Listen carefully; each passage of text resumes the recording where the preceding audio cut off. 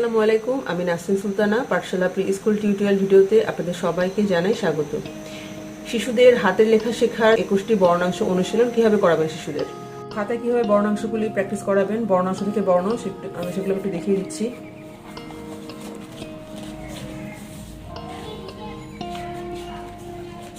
এভাবে করে দুটো পেজ আছে।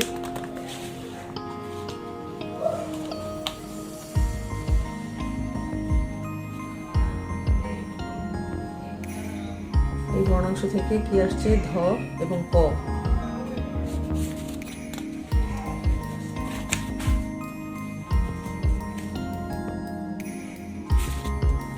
এটা হচ্ছে যে দন্ত ন, ল, বর্ণাংশ থেকে আস্তে আস্তে বর্ণ, ম, এই বর্ণাংশ থেকে আস্তে আস্তে ম, বর্ণ মানে বর্ণ হলো, তালব্য স,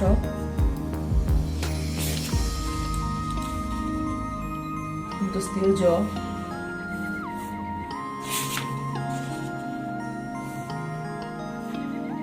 ফ এবং ঠ। ফ হচ্ছে এই বর্ণাংশ থেকে ফ এবং এই বর্ণাংশ থেকে হচ্ছে যে ঠ।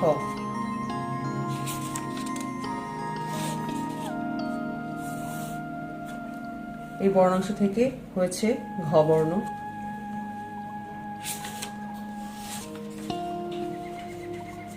এই বর্ণাংশ থেকে হয়েছে থ বর্ণ,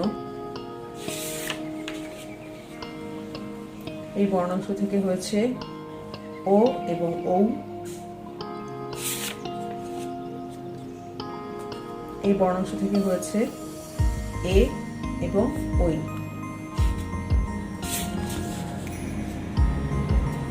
এই বর্ণাংশ থেকে স্বরে অ, স্বরে আ।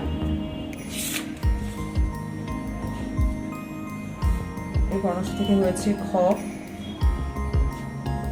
এবং এটা আমি আগে দেখিয়েছিলাম কিভাবে এটাকে দুটো স্টেপে ভাগ করা যায়। এই যে প্রথমে এই স্টেপ, তারপরে এই স্টেপ, তারপর এই স্টেপ, তারপর এই স্টেপ, তাহলে খ লেখাটা সহজ হবে। এই বর্ণাংশ থেকে হচ্ছে যে প, এই বর্ণাংশ থেকে গ, এই বর্ণাংশ থেকে চ, ছ,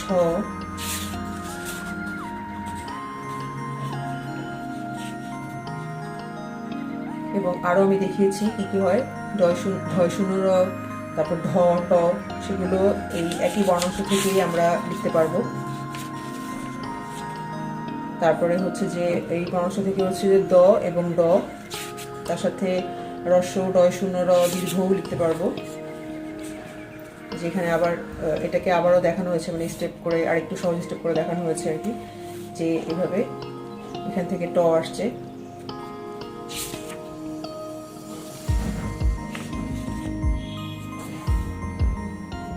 এই বর্ণাংশ থেকে দন্ত স,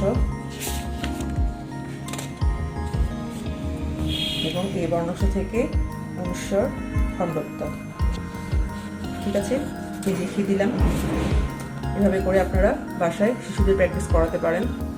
তো আমি একটু সংক্ষিপ্ত আকারে দেখিয়ে দিলাম যে কোন কোন বর্ণাংশ থেকে কোন কোন বর্ণগুলো লেখা যায়। আশা করব যে আজকের এই ভিডিওটার মাধ্যমে শিশুকে আপনারা কীভাবে বর্ণাংশ শেখানোর পর বর্ণ শেখাবেন সেটা খুব সহজ হয়ে যাবে। সবাই অনেক অনেক ভালো থাকবেন। আজকের ভিডিওটা এখানে শেষ করছি। আল্লাহ হাফেজ।